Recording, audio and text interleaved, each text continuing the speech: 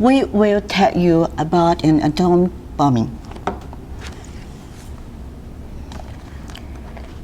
Nagasaki, August 9th, 1945, 11:02 a.m.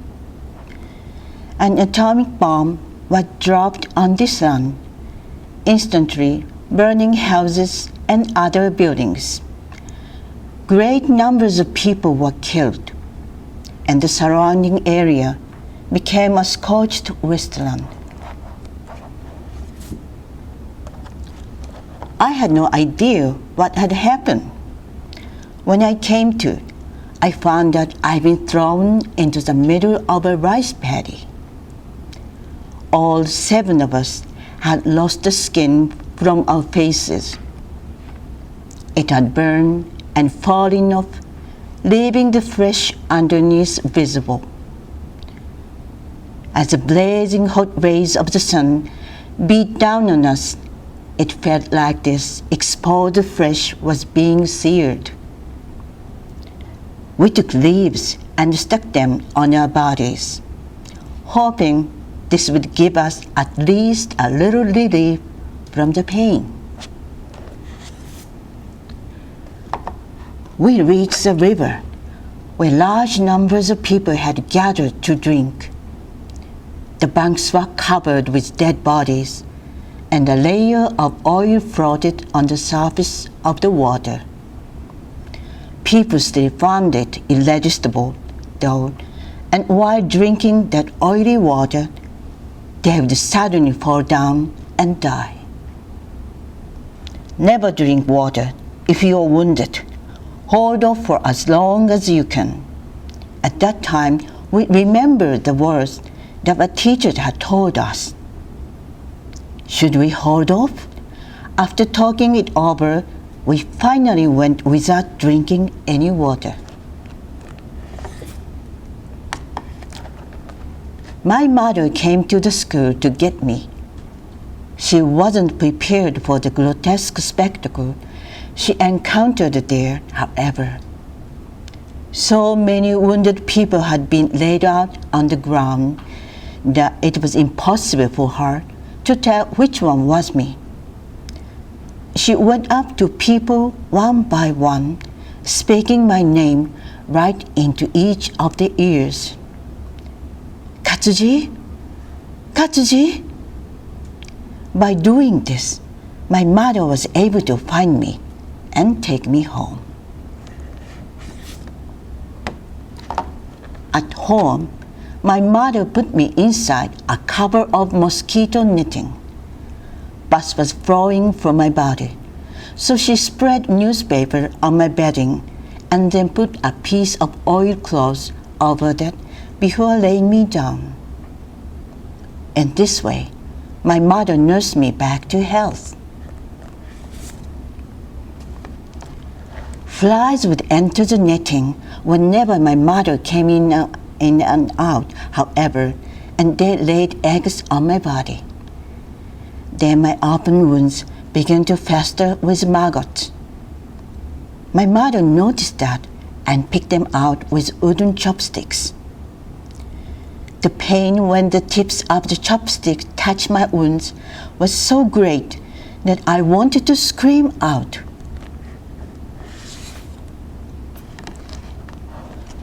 While hospitalized in Omura, they made 3 attempts at grafting skin from my thigh onto my face. The first 2 operations failed, but the third one was successful.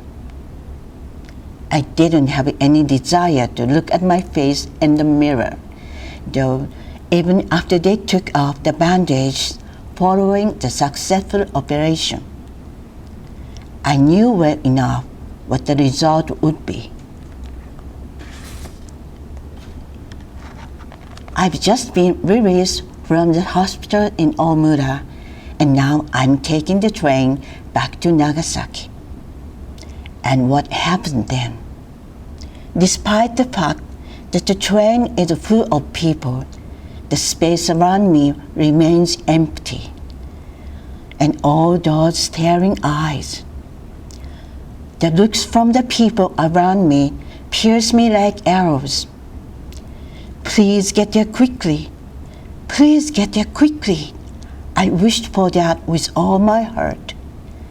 Tears falling from my eye. The humiliating experience on the train made me so sad that I then went and hid myself away in my house. I worried incessantly about how my face would look from then on. I didn't want to go outside because I was afraid of having other people see me. I lost the will to do anything at all. My hair kept growing and growing as I hid myself away in my house, and eventually my mother told me to get it cut.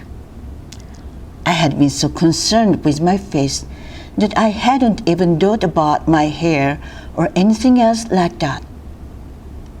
But I did what my mother said and went off to get a haircut. The moment I stepped outside, however, I started to worry about my face. Mustering up all my courage, I finally set off for the barber shop. Nothing happened on the way there, but the second I sat down in the barber chair, my deepest fears came true. The customers who came in after me saw my face in the mirror and, obviously surprised, stopped to stare. At my frustration and anguish boiled over, I dashed off in panic, running back home and shutting myself off in my house once more. My mother said to me, "You can't spend your whole life inside this house. Try going out and walking around." At first, I said no, but after a few days, I calmed down and decided to give it a try. Of course, that meant being outside again. Every time I passed by someone, a cold stare would come my way. Don't let it get to you. Don't let it get to you. That is what I said to myself as I went on practicing going outside. From time to time, I would pass others on my walks. Once I passed a couple of ladies who were standing around talking. Upon noticing me, they immediately fell quiet and turned their eyes away. Even without looking back at them, I was painfully aware that they were talking about me.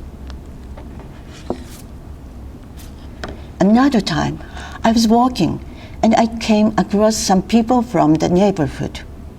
At that point, I gathered up my courage and greeted the child by saying hi. The child, however, saw my face and immediately broke out crying. Finding out that my face was scary enough to make children cry was yet another shock for me.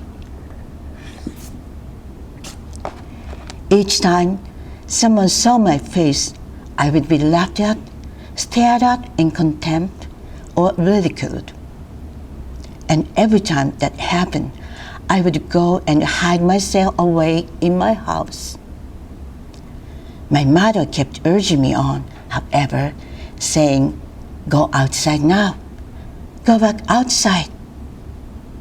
If I still didn't go out, she would sometimes scold me and other times offer sympathy. While all this was going on, a resolution welled up in my heart. Things will not change while I sit around doing nothing. I have a mission to overcome the hardships I'm going through. I will not run away and hide anymore. I will be open about the fact that I am an atomic bombing survivor and speak out about the horrors of war. I must tell my story to the current generation. I must tell them about the horrors of those days. I must tell them about the pain. I will tell them about things that people should never have to experience. May the peace we have now continue on forever.